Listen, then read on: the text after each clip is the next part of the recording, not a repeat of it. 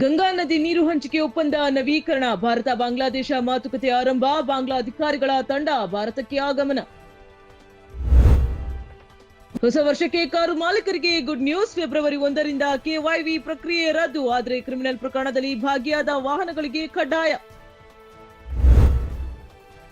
ಶಬರಿಮಲೆ ಚಿನ್ನ ಕಳವು ಪ್ರಕರಣ. ಹೆಚ್ಚಿನ ಪ್ರಮಾಣದಲ್ಲಿ ಚಿನ್ನ ನಾಪತ್ತೆಯಾಗಿರುವ ಶಂಕೆ. ಉನ್ನಿಕೃಷ್ಣನ್ ಪೋಟಿ ಸೇರಿದಂತೆ ಆರೋಪಿಗಳನ್ನ ತನಿಖಾ ತಂಡದ ವಶಕ್ಕೆ ನೀಡುವಂತೆ ಅರ್ಜಿ.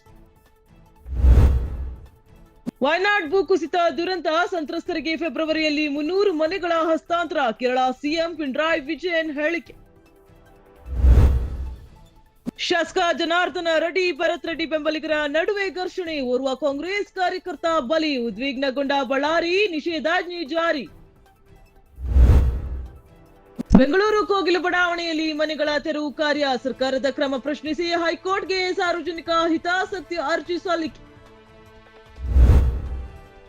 ಮರ್ಯಾದೆಗೆಡು ಹತ್ಯೆ ತಡೆಗೆ ಮಾನ್ಯ ಹೆಸರಿನ ಪ್ರತ್ಯೇಕ ಕಾಯ್ದೆಗೆ ಚಿಂತನೆ. ತಪ್ಪಿತಸ್ಥರ ವಿರುದ್ಧ ನಿರ್ದಾಕ್ಷಿಣ್ಯ ಕ್ರಮಕ್ಕೆ ಹೊಸ ರೂಲ್. ಸಮಾಜ ಕಲ್ಯಾಣ ಸಚಿವ ಎಚ್.ಸಿ. ಮಹದೇವಪ್ಪ ಹೇಳಿಕೆ.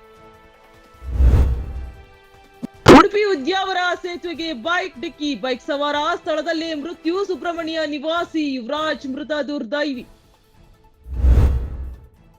ಅಫ್ಘಾನಿಸ್ತಾನದಲ್ಲಿ ಹಠಾತ್ತನೆ ಸುರಿದ ಭಾರೀ ಮಳೆ. ಪ್ರವಾಹ, ಹಿಮಪಾತದಿಂದ 17ಕ್ಕೂ ಹೆಚ್ಚು ಮಂದಿ ಸಾವು. ಹಲವು ಜಿಲ್ಲೆಗಳಲ್ಲಿ ಮೂಲ ಸೌಕರ್ಯಕ್ಕೂ ಹಾನಿ.